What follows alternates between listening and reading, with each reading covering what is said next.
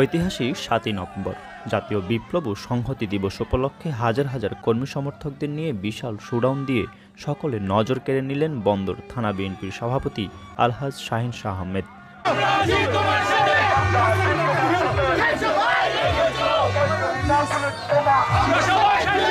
শনিবার ৩০ নভেম্বর দুপুর থেকে নারায়ণগঞ্জ মহানগর বন্দর থানাধীন ৯টি ওয়ার্ড থেকে নেতাকর্মীরা খণ্ড খণ্ড মিছিল নিয়ে বন্দর অটো ও সিএনজি স্ট্যান্ডে জড়ো হতে শুরু করে।